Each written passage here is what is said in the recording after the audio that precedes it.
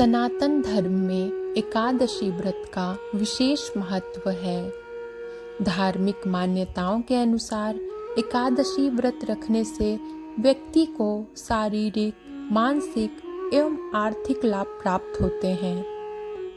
इस विशेष दिन पर भगवान विष्णु की उपासना करने से साधक को सभी पापों से मुक्ति प्राप्त हो जाती है। भाद्रपद माह की कृष्ण पक्ष एकादशी का नाम अजा एकादशी है।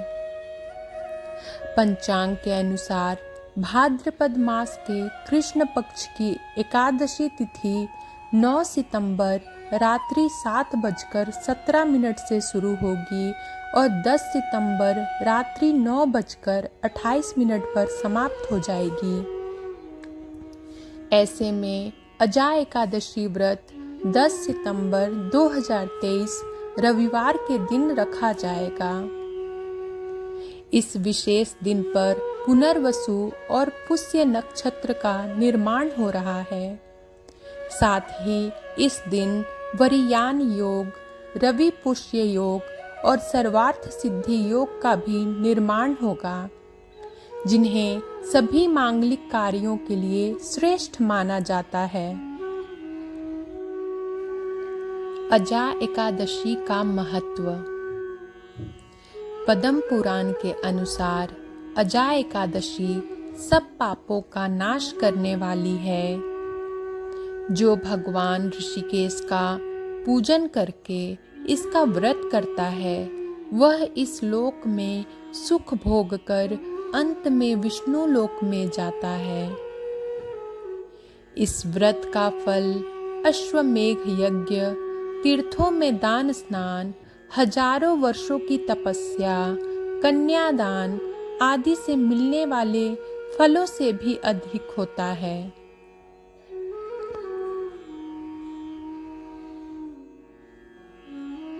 पूजा विधि।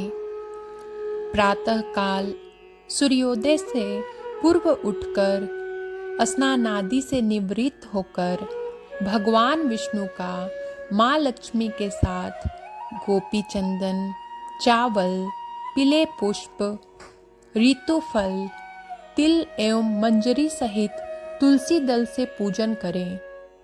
दिन भर निराहार रहते हुए शाम को फलाहार कर सकते हैं। एकादशी के दिन विष्णु सहस्त्र नाम का पाठ करने से भगवान विष्णु की विशेष कृपा प्राप्त होती है।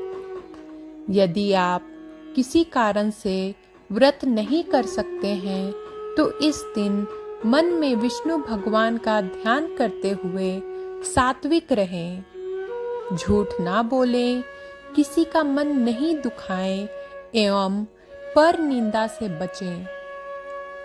एकादशी के दिन चावल नहीं खाना चाहिए।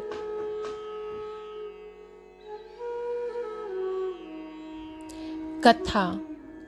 पौराणिक काल में एक अत्यंत वीर, प्रतापी तथा सत्यवादी हरिश्चंद्र नाम का चक्रवर्ती राजा राज्य करता था। प्रभु इच्छा से उसने अपना राज्य स्वप्न में एक ऋषि को दान कर दिया और परिस्थितिवश उन्हें अपनी स्त्री और पुत्र को भी बेच देना पड़ा। स्वयं वह एक चांडाल के दास बन गए। राजा ने उस चांडाल के यहाँ कफन लेने का काम किया, किंतु उन्होंने इस मुश्किल काम में भी सत्य का साथ नहीं छोड़ा। जब इसी प्रकार कई वर्ष बीत गए तो उन्हें अपने इस नीच कर्म पर बड़ा दुख हुआ और वह इससे मुक्त होने का उपाय खोजने लगे। वह सदैव इसी चिंता में रहने लगे कि मैं क्या करूं, किस प्रकार इस नीच कर्म से मुक्ति पाऊं।